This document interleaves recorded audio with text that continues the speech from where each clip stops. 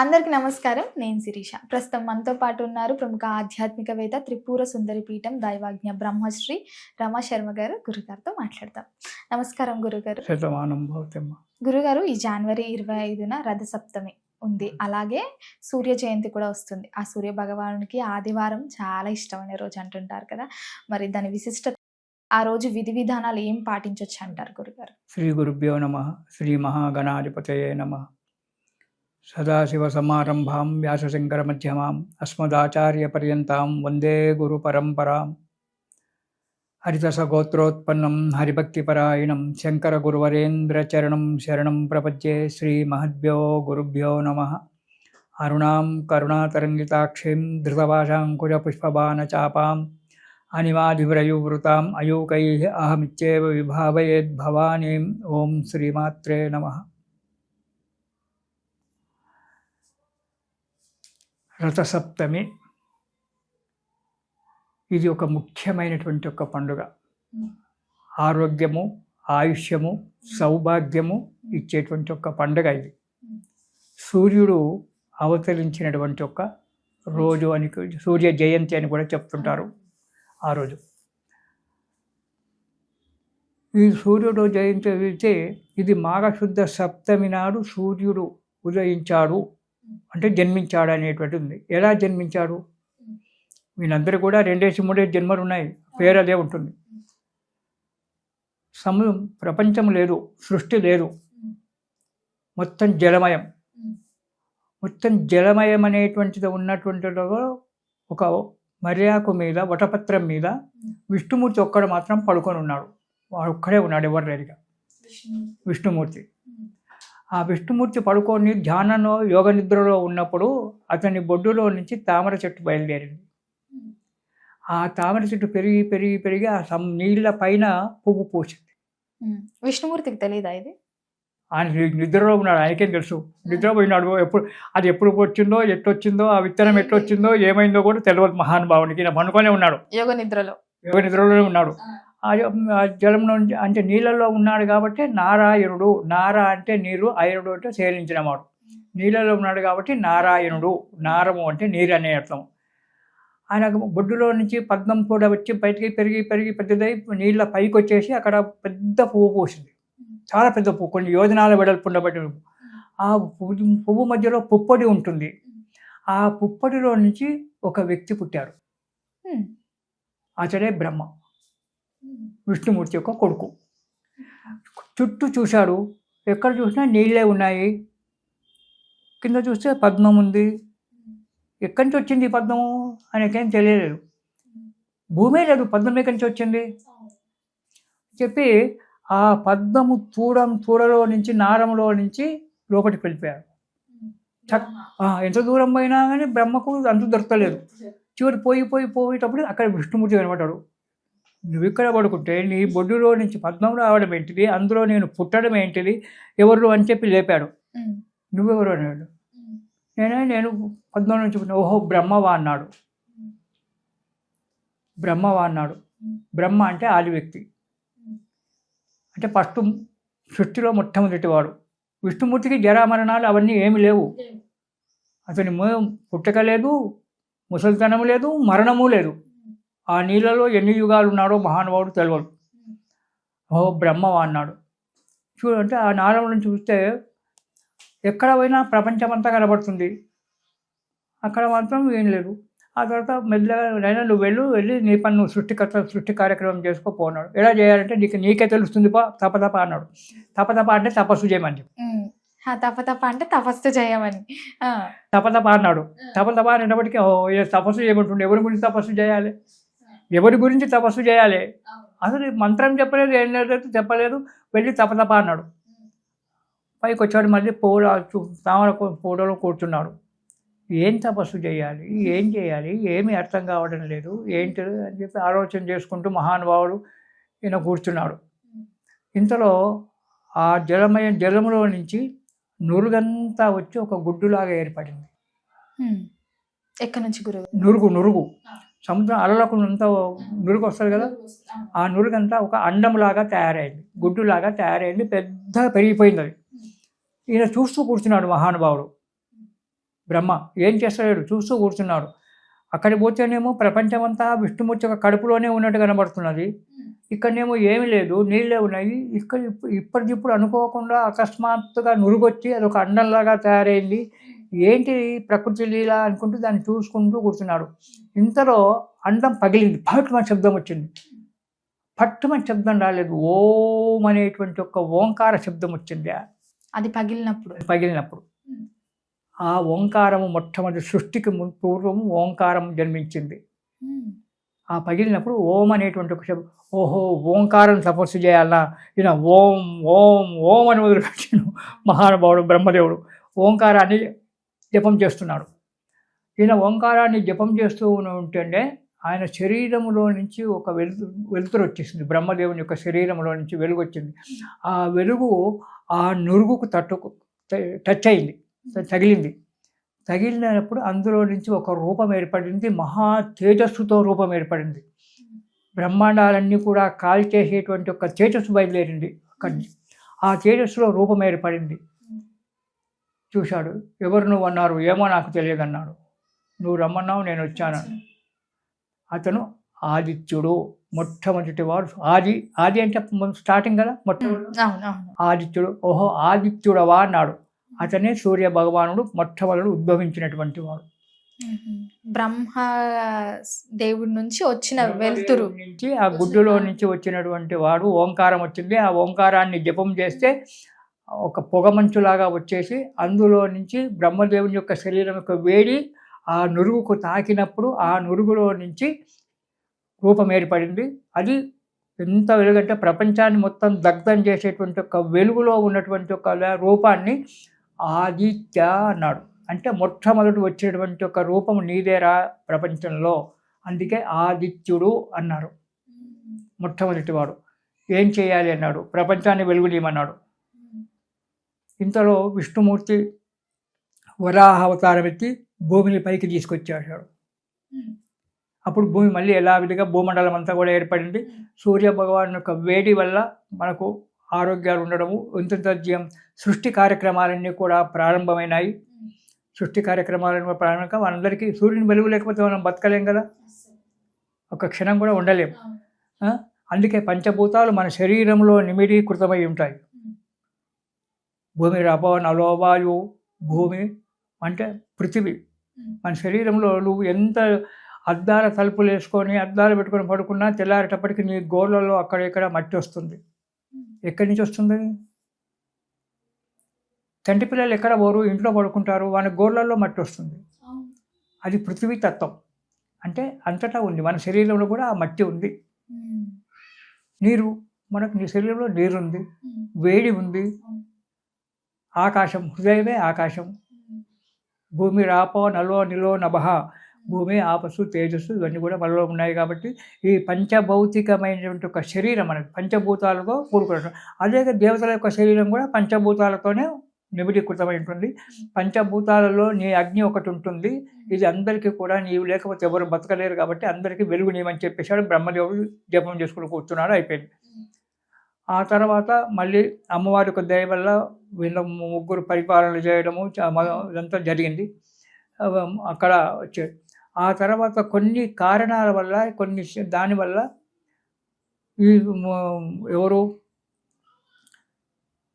ఆదిత్యుడు శాపానికి ఒడిగట్టేవాళ్ళు. దూర్వాస మహాముని యొక్క శాపానికి ఒడిగట్టాలని చెప్తుంటారు కొందరు, కొన్ని కారణాల వల్ల.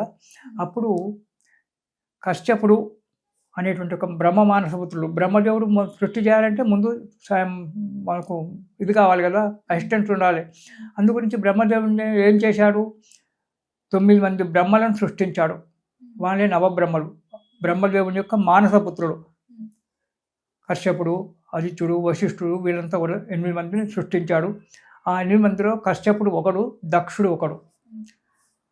దక్షుని బిడ్డను కశ్యపునికి ఇచ్చారు, పెళ్లి చేసుకున్నాడు. దక్షునికి 13 మంది పిల్లలను, ఆయనకు 62 మంది పిల్లలు దక్షునికి, ఒకరిద్దరు కాదు. ఆ 13 మందిలో 62 మంది బిడ్డలలో ఒక 13 మందిని కశ్యపునికి ఇచ్చాడు. కశ్యప మహామునికి 13 మందిని పెళ్లి చేశాడు. మహానుభావుడు ఎట్లా పడుచుకున్నారు. దాంట్లో దితి, అదితి అనేటువంటి వాళ్ళు ఇద్దరు ముఖ్యమైనటువంటి వాళ్ళు. దితి అదితి. దితి అదితి. దితి వల్ల రాక్షసులు పుట్టారు, దైత్యులు పుట్టారు. అంతా వాళ్ళని ఎప్పుడు కూడా కొట్లాటకు, తనలాటకు, గుద్దులాటకు తయారు. ఆ దితికి పుట్టినటువంటి ఒక సంతానం. అదితికి అందరూ దేవతలే పుట్టారు, మంచివాళ్ళు. అయితే అదితి ఏం చేసిందంటే ఒకసారి నాకు మంచి కుమారుడు కావాలి, భర్తను అడిగింది. ఏమండి నాకు మంచి కొడుకు కావాలి, అలాంటి కొడుకు నాకు ప్రసాదించు నువ్వు అని అడిగింది. భార్య కోరిక నెరవేర్చాలి కదా. ఆనాడు కూడా ఈనాడు ఆనాడు ఏనాడైనా కానీ భార్యకు దాసులమే. అంటే సరేనే, అయితే ఒక పని చేయి, నువ్వు 1 సంవత్సర కాలం పాటు నేను చెప్పిన మంత్రం జపం చెయ్యి, ఆ సూర్యనారాయణ మూర్తిని తపస్సు చేయమని చెప్పి ఒక మంత్రం ఇచ్చాడు. సూర్యనారాయణ మూర్తి ఆ అదితి తపస్సు చేసింది. తపస్సు చేస్తే అప్పుడు అదితి గర్భములో నుంచి మళ్ళీ సూర్యుడు 2వ అవతారంగా వచ్చాడు. సూర్యుడు 2వ అవతారంగా వచ్చాడు. మళ్ళీ 2వ అవతారం.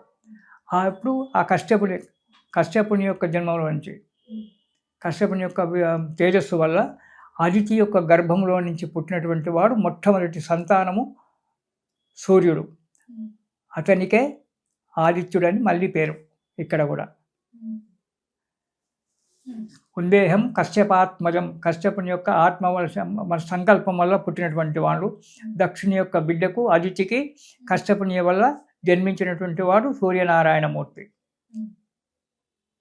ఇతనికి రకరకాల పేర్లు, భాస్కరుడు అంటారు, సూర్యుడు అంటారు, అర్కుడు అంటారు, ఎన్నో రకాలుగా. అయితే ఈ కశ్యపునికి అదితికి పుట్టినటువంటి ఒక సూర్యుడు ఈనాడు మనం వేడుకునేటువంటి ఒక సూర్యుడు. బ్రహ్మదేవుని వల్ల వచ్చినటువంటి ఒక సూర్యుడు ఎక్కడ పోయినాడో మనకు సంబంధం లేదని. అతిథి ద్వారా వచ్చిన సూర్యుడిని ఇప్పుడు మనం పూజిస్తున్నాం. అదితి కశ్యపుల యొక్క సంతానం వల్ల వచ్చినటువంటి వాడు సూర్యుడు మనకి. అయితే ఈ సూర్యుడు మాఘశుద్ధ సప్తమి నాడు జన్మించాడు. మాఘశుద్ధ సప్తమి నాడు జన్మించాడు. అందుకే దానికి సూర్య జయంతి అనేటువంటి ఒక పేరు. ఈ సూర్యుని ఎందుకు వేడుకోవాలి? ఆరోగ్యం భాస్కరాదిచ్చేత్ అంటాడు. ఆరోగ్యాన్ని ఇవ్వాలంటే సూర్యుడు ఉండాలి. భాస్కర అంటే కూడా సూర్యుడు. భాస్కర అంటే కూడా సూర్యుడు. అంటే ప్రకాశించేటువంటి వాడనే అర్థం. భాస్కర అంటే ప్రకాశించేటువంటి వాడవుతాం. మిహిరుడు, తిమిరుడు. తిమిరుడు అంటే చీకటిని పోడగొట్టేటువంటి వాడు తిమిరుడు, తిమిర సంహారుడు. ఇలా ఒక్కొక్క నామానికి ఒక్కొక్క అర్థం ఉంటుంది. ఇలా మాఘశుద్ధ సప్తమి నాడు ఆవిర్భవించాడు కాబట్టి అతనికి కృత్తికా నక్షత్రంలో జన్మించాడు. అయితే జన్మించిన తర్వాత సప్తమి నాడే జన్మించాడు కాబట్టి ఈనాడు మనము ఆ మాఘశుద్ధ సప్తమి నాడే సూర్య జయంతిని మనం చేసుకోవడం ఆనవాయితీగా వస్తుంది. ఈనాడు ఏం చెయ్యాలి? మన ఆరోగ్యాన్ని కాపాడాలన్నా, మన పంటలను కాపాడాలన్నా, వర్షాలు పడాలన్నా ఇవన్నీ కూడా సూర్యుని యొక్క ఆధీనంలోనే ఉంటాయి. సూర్యుడు వేసవి కాలంలో, గ్రీష్మ ఋతువులో సూర్యుడు సముద్రం నుంచి జలాన్నంతా లాగి వర్షాకాలంలో మళ్ళీ వదిలిపెడతాడు. స్వార్థం లేదు, నిస్వార్థత ఇది. మనం వస్తే దాచిపెట్టుకుంటాం, వాడు దాచిపెట్టుకోడు. ఎండాకాలంలో నీళ్ళంతా లాక్కుంటాడు, వర్షాకాలం రాగానే ఆ నీళ్ళన్నీ మళ్ళీ వదిలిపెట్టేస్తాడు. ఈ చేతితో తీసుకుంటాడు, ఈ చేతితో వదిలిపెట్టేస్తాడు. అంత నిస్వార్థ సేవకులు దేవతలు. ఇలా అన్నిటికీ అతను కారకుడు కాబట్టి అతనికి ఈనాడు మనం అతను జన్మించినటువంటి ఒక రోజు కాబట్టి అని చేసుకోవాలి. ముఖ్యంగా ఆరోగ్య కారకుడు. ఆరోగ్యాన్ని కాపాడాలంటే సూర్యనారాయణ మూర్తిని వేడుకోవాలి.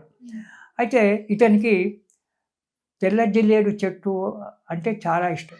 సూర్య భగవానికి తెల్ల జిల్లేడు, అరకం, ఆ పువ్వులు ఇవన్నీ కూడా సూర్యనారాయణ మూర్తికి పూజ చేయడం అనేటువంటిది ఉంటుంది. అయితే అతనికి అరకుడు అనే పేరుంది. తెల్ల జిల్లేడు చెట్టు కింద కూర్చొని ఒక దాంట్లో రాస్తాడు, తెల్ల జిల్లేడు చెట్టు కింద కూర్చొని సూర్యనారాయణ మూర్తి ప్రణవాన్ని జపించాడట, ఓంకారాన్ని జపించాడట. అందు గురించి జిల్లేడు చెట్టు ఇతనికి వృక్షమైంది. అప్పట్లో బ్రహ్మదేవుడు ఓంకారాన్ని జపించాడు, మళ్ళీ సూర్యుడు మళ్ళీ ఓంకారాన్ని. ఈ కాలంలో సూర్యుడు ఓంకారాన్ని జపించాడు జిల్లేడు చెట్టు కింద కూర్చొని. చాలా ప్రకాశవంతుడు కాబట్టి ఇతన్ని ఆ రోజు తెల్ల జిల్లేడు పూలతో పూజ చేసుకోవడం అనేటువంటి చాలా ముఖ్యమైన ఒక విషయం. ఆ రోజు ఏం చేయాలి? ఉదయాన్నే కలాపి చల్లుకోవాలి, మనం అన్ని చేసుకొని. ఇది కూడా సంక్రమణం తర్వాతనే వస్తుంది కాబట్టి మంచిగా వాకిలి అంతా ఊడ్చుకొని, కలాపి చల్లుకొని, ఇంటిని గుమ్మాన్ని అలంకరించుకొని, రథం ముగ్గు వేయాలి. అవును, విశేషంగా వేస్తారు. సప్తాశ్వరతమారూఢం ప్రచండం కశ్యపాత్మజం శ్వేత పద్మధరం వందే అని చెప్పి కాబట్టి ఆ రోజు రథం ముగ్గు వేసుకోవాలి. వాకిట్లో గొబ్బెమ్మలు పెట్టాలి. మళ్ళీ ఆ రోజు కూడా గొబ్బెమ్మలు, ఆవు పేడతో గొబ్బెమ్మలు పెట్టాలి. పెట్టి ఆ రోజు పాలు పొంగించుకోవాలి ఇంట్లో. ఇది ఉంది. కొన్ని ప్రాంతాల్లో మన సంక్రాంతి నాడు పొంగిస్తారు. చాలామంది మాత్రం కొన్ని ప్రాంతాలలో మాత్రం కొన్ని దిక్కులలో సామాన్యంగా ఇది సూర్యనారాయణ యొక్క జయంతి నాడు పాలు పొంగించడం, పిడకలు తెచ్చి పిడకల మీద పెట్టి కొత్త గురిగిలో పాలు పోసి పొంగించి అందులో బియ్యం వేసి పాయసం చేసుకోవడం. అంతా వాకిట్లోనే తులసమ్మ దగ్గర, తులసి చెట్టు దగ్గర ఏదో మంచి స్థలం ఎక్కడ ఉంటే అక్కడ చేసుకోవడం. చేసుకున్న తర్వాత జిల్లెడాకులు ఆ రోజు పొద్దున తలస్నానం చేసేటప్పుడు జిల్లెడాకు తల మీద పెట్టుకొని దాని మీద రేగుపండు పెట్టుకొని, రేగుపండు అంటే ఎక్కువ ఇష్టం మహానుభావునికి. నా కూడా ఎప్పుడు తలపాకు దౌడకుంటుంది రేగుపండు. ఆ రేగుపండు జిల్లెడాకు పెట్టుకొని, జిల్లెడాకు మీద రేగుపండు పెట్టుకొని తలస్నానం చేయాలి రథసప్తమి నాడు మనమంతా కూడా. దానివల్ల శరీరంలో ఉండబడిన నాడులన్నీ కూడా వేడి స్నానం చేసినప్పుడు ఆ నీళ్లు మన శరీరంలో ఉండే నాడులన్నీ కూడా యాక్టివేట్ అవుతాయి. మన పెద్దలు ఒట్టిగా పెట్టాలి, ఏది కూడా అన్నీ చూసి పెట్టారు. అయితే ఆ రోజు స్నానం చేసి అలంకారం చేసుకొని ఏం చేసినాక పాలు పొంగించి, ఆ పాలు పొంగినటువంటి ఒక పాలల్లో బెల్లం వేసి పాయసం చేసుకోవాలి. కొందరు గోధుమలతో పాయసం చేస్తారు. సూర్యునికి గోధుమలు అంటే ఎక్కువగా ఇష్టం కాబట్టి గోధుమల పాయసం కొందరు చేస్తారు, బియ్యం పాయసం కొందరు చేస్తారు. ఏది చేసినా పర్వాలేదు, ధాన్యం. తర్వాత చిక్కుడు కాయలతో రథం చేయాలి. చిక్కుడు చెట్టు ఈ కాలంలో ఎక్కువ వస్తాయి, చలికాలంలో చిక్కుడు చెట్టు ఉంటాయి. ఆ చిక్కుడు కాయలతో రథాన్ని తయారు చేస్తారు. రథం అక్కడ పెడతారు. పాకెట్లో వేసే ముగ్గు వేరు, ఇక్కడ పెట్టేటువంటి ఒక రథం వేరు.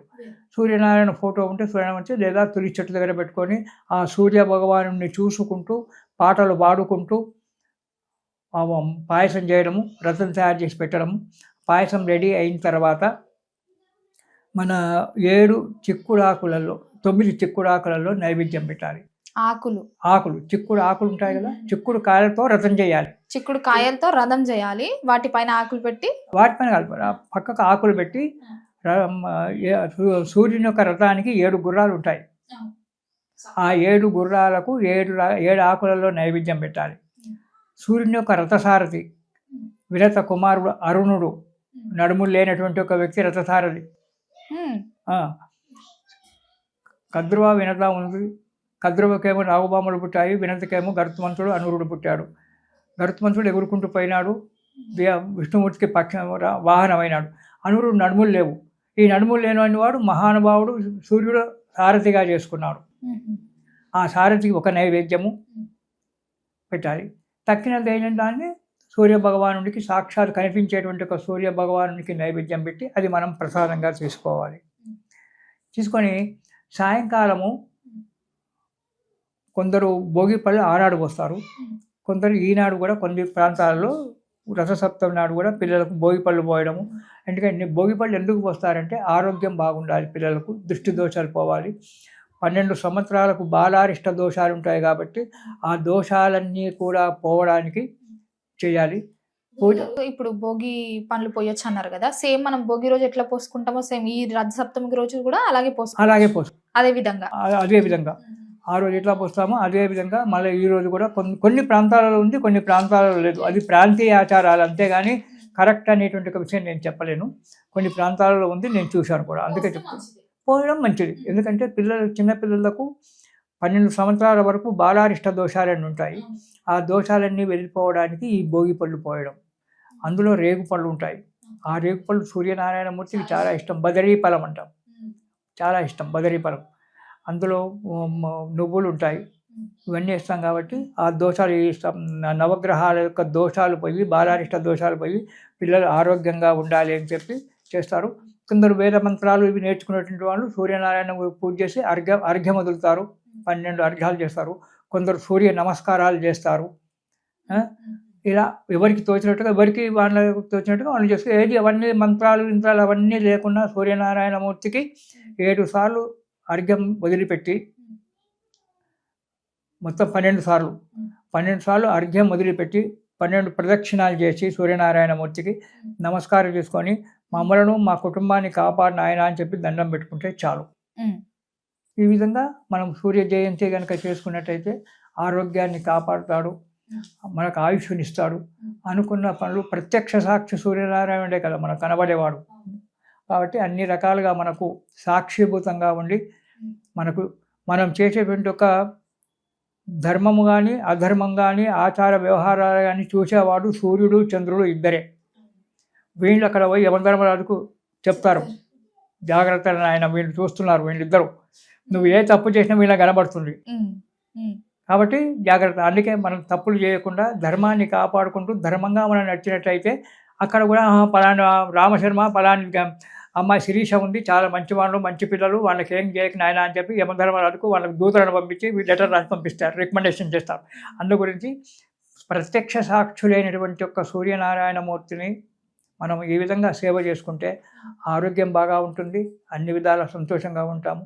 కాబట్టి ఆ సూర్యనారాయణమూర్తిని ఏది రాకున్నా ఓం సూర్యదేవాయ నమః, ఓం సూర్యదేవాయ నమః అని చెప్పి అనుకుంటూ స్వామివారి యొక్క సేవ చేసుకోవచ్చు. ఘృణి ఆదిత్యాయ నమః ఆరోగ్య మంత్రం, ఇది సూర్యనారాయణమూర్తి యొక్క ఆరోగ్య మంత్రం. ఇది దానికి ముందు బీజాక్షరాలు ఉంటాయి, అవి చెప్పడం లేదు. ఓం ఘృణి ఆదిత్యాయ సకల రోగ నివారకాయ భాస్కరాయ శీఘ్రం ఆయు ఆరోగ్యం దేహి దేహి స్వాహ. ఇది ఆరోగ్యాన్ని ఇచ్చేటువంటి ఒక సూర్యనారాయణ మంత్రము. భగవంతుని దయ వల్ల, సూర్యుడి అనుగ్రహం వల్ల నా దగ్గరికి ఎంతోమంది వస్తే ఎంతోమందికి ఈ మంత్రం రాసి హాయిగా సంతోషంగా అయినాడు. నడవలేని వాళ్ళు నడుచుకుంటూ వస్తున్నారు. ఒక్కో పెద్ద మనిషి వచ్చి బిడ్డ బాగున్నావా అని బిగ్గర కాగలించుకుంటుంది, నా ఆరోగ్యం బాగుపడాలి బిడ్డ అని చెప్పి. అదంతా వాళ్ళ యొక్క ఆశీర్వచనం నాకు, అంతేగాని. గురుగారు నాకు ఇంకొక చిన్న డౌట్. ఇప్పటి వరకు మీరు సూర్య భగవానుడు జిల్లేడు చెట్టు కింద కూర్చొని ఓంకారం మంత్రం జపించడం వల్ల ఆయనకి ఆ జిల్లేడు చెట్లు అంటే ఇష్టం అన్నారు. ఇదే రథసప్తమి రోజు మనం చిక్కుడు ఆకులు ఇవే ప్రత్యేకంగా ఎందుకు చిక్కుడు ఆకులు చిక్కుడుకాయ అని కూడా చిక్కుడు చెట్లు ఈ సమయంలోనే అవి కాతా పూత బాగా ఉంటుంది, చిక్కుడు పూలన్నీ ఉంటాయి కాబట్టి దాన్ని చిక్కుడు చెట్టు అని చెప్పారు. కానీ నాకైతే నేను చదివిన పురాణంలో చిక్కుడు చెట్టు అనేటువంటిది లేదు. తద్వచ్చినటువంటి తర్వాత కల్పించినటువంటి దాంట్లో ఉంది. అందులో కూడా ముందు ఉన్నటువంటి ఒక పురాణాలలో కూడా వ్యాసమహాముని చెప్పినటువంటి ఒక పురాణంలో కూడా జిల్లెడాకులు పెట్టి జిల్లెడాకులలోనే నైవేద్యం పెట్టమని చెప్పాడు, తెల్ల జిల్లేడు పూలతోటే పూజ చేయమని చెప్పాడు. అందులో అదే ఉంది. తర్వాత తక్కిన మార్పులు వచ్చాయి కాబట్టి నేను అది చెప్పడం జరిగింది. రేపొద్దున కామెంట్స్ ఇస్తారు, పంతులు గారు చిక్కుడాకులు రసం చేయాలి కదా అంటారు. అది నేను చెప్పలేదని చెప్పి మీరు అంటారు. అందు గురించి చెప్తున్నాను, అంతేగాని అది శాస్త్రబద్ధంగా అది నాకు ఎక్కడ కనిపించలేదు నేను చదివిన పుస్తకాలలో. నాకు గురువులు చెప్పిన దాంట్లో జిల్లెడాకులలోనే నైవేద్యం పెట్టాలి, జిల్లెడు పూలతోటే పూజ చేయాలి, తెల్ల పద్మాలతోటో పూజ, శ్వేత పద్మ ఘనం వంది తెల్లటి పద్మాలతోటి పూజ చేయాలి అని చెప్పారు. అంతే. సూర్యుని అర్ఘ్యప్రదానం వేయాలని చెప్పారు. అంతవరకు అది అంతే. ఆనాడు చేసుకోవాలి. చేసుకున్నట్టయితే అన్ని రకాల రోగాలు పోయి ఆరోగ్యం బాగా ఉంటుంది. ఇంకా వీలైతే ఆ రోజు సూర్యనారాయణ హోమం, తెల్ల జిల్లెడు సమిదలు, రావి సమిదలు, పలాశం అంటే మోదుగు సమిదలు, ఈ 3 సమిదలతో సూర్యనారాయణ మూర్తి యొక్క మూలమంత్రంతో హోమం చేసుకొని ఆ హోమం యొక్క విభూతి దాచిపెట్టుకొని అది రోజు పెట్టుకుంటే ముఖం మీద తేజస్సు వస్తుంది, మైండ్ కంట్రోల్ ఉంటుంది, ఆరోగ్యాలు బాగుంటాయి.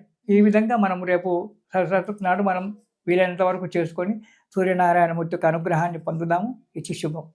గురుగారు మొత్తం మీద రథసప్తమి యొక్క విశిష్టత తెలియజేసినందుకు ధన్యవాదాలు. సంతోషం తల్లి.